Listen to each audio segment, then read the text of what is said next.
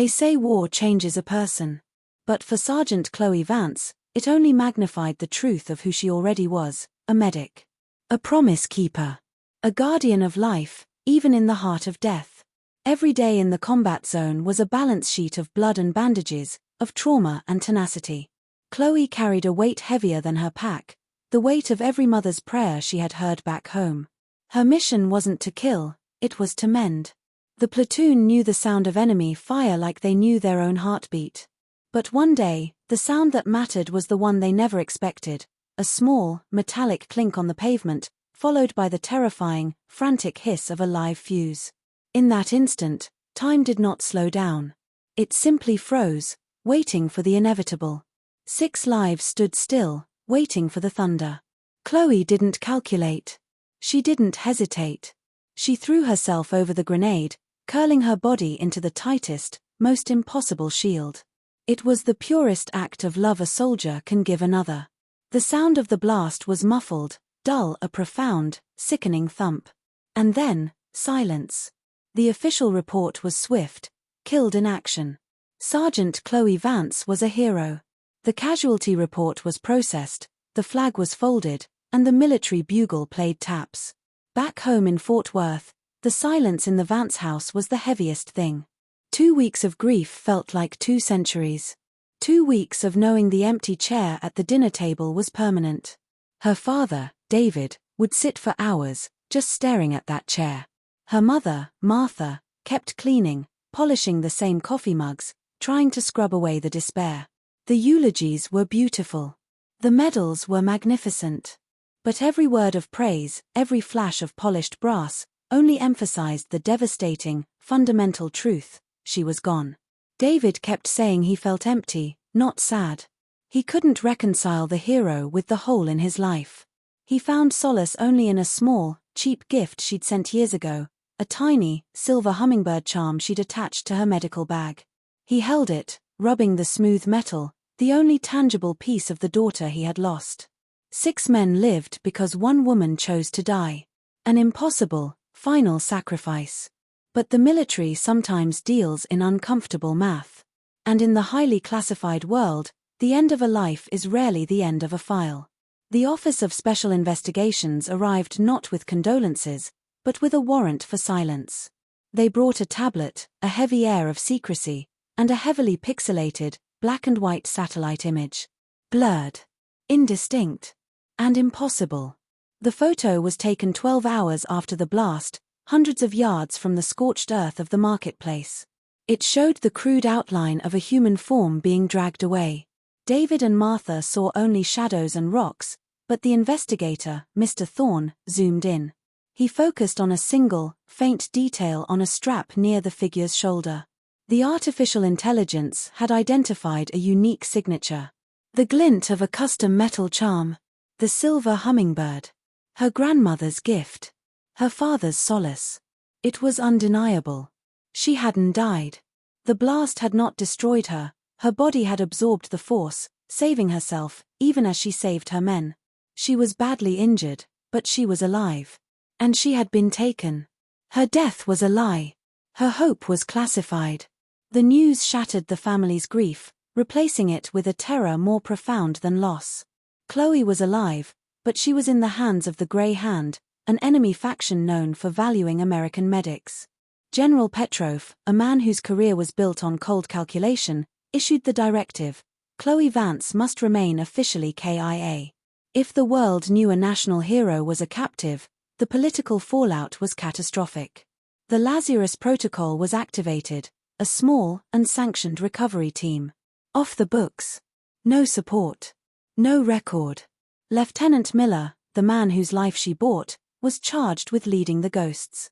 To find the person he was forbidden to tell the truth to, her family. His guilt became his absolute, driving fuel. He attended her official burial days later, standing far back, out of sight. He watched her parents weep over a coffin he knew was empty, a flag folded over nothing but air. Mr. Thorne's cold command echoed in his mind: you cannot tell them. She is a ghost until she is home. The truth compromises the mission. Miller walked away from the cemetery that day, not as a comrade of the fallen, but as a sentinel guarding a lie. Miles away, in a damp, dark cellar, Chloe clung to defiance. Chained to a concrete wall, her injuries rough bandaged, her medical oath was her only weapon. Her captor, a man named Name, was pragmatic. He wanted a surgeon for his wounded. Name asked her why she jumped on the grenade.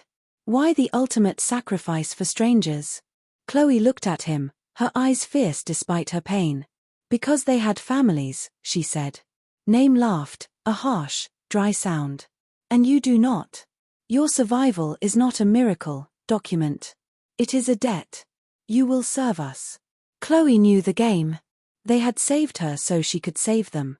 She was a prize, not a patient. She began to treat the wounded, but with every stitch, with every antiseptic wipe, she catalogued their faces, their routines, and the vulnerabilities of the compound. Survival meant more than breathing, it meant never giving up the fight.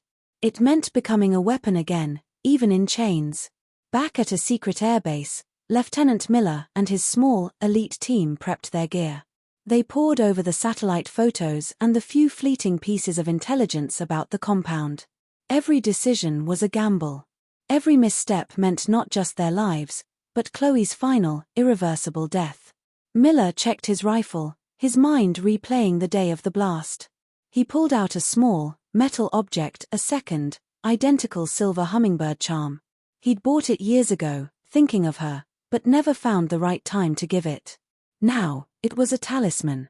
A promise. The intelligence was confirmed. The charm was a perfect match. The compound was in range. The extraction window was impossibly tight, 200 hours. 3 minutes to get her out before the entire sector locked down. Miller knew the clock wasn't counting time, it was counting the seconds until he could apologize to his sergeant for lying to her parents. "Hang on, Doc," he whispered. "We're coming for you." In the cellar, Chloe had found a jagged piece of metal in her stale bread. Slowly, painstakingly, she managed to break one link of her chains. Just as she was preparing to make her desperate move, Name and 2 guards entered, demanding she prepare for surgery immediately.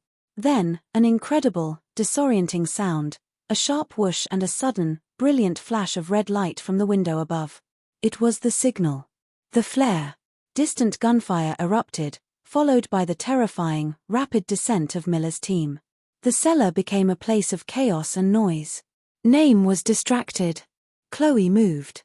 Fast and silent, she used a piece of medical tubing, not to treat, but to disable. She was exhausted, but fierce. Miller burst through the wreckage, his eyes instantly finding hers. He killed the final guard and ran to her side. "Doc, you're alive," he shouted, relief washing over him. "You took your time, Miller," she replied, her voice thick with exhaustion, but whole. They had 5 minutes. The ghost was leaving the grave. 2 weeks later, Chloe was safe, recovering in a secure U.S. hospital. She was thin, scarred, but stable. Mr. Thorne stood over her bed, finalizing the cover story. She had been trapped under debris, rescued by an Allied unit, and spent 2 weeks in a coma off the grid. The official narrative was simple, clean, and entirely false. "Your cover story is set," Thorne confirmed. "No mention of the grey hand. No mention of the satellite photo. The circumstances of your survival remain classified." Chloe just nodded, tears tracing clean paths through the grime on her face. "And my parents?" she asked. Thorne handed her the secure phone. "They are waiting. The president himself is calling them in 5 minutes. He will tell them the miraculous news. You are their Lazarus. You are their ghost brought back to life. But the true story of how you survived, that secret is the cost of your freedom." Chloe lifted the phone, closed her eyes, and spoke the 2 words she had saved for 2 agonizing months. "Mom? Dad? It's me." A few days later, the real homecoming. In her own kitchen, in her own chair. David and Martha held her, their tears of joy washing away the months of grief. They touched her hands, her hair, checking to make sure she was real. The funeral was forgotten.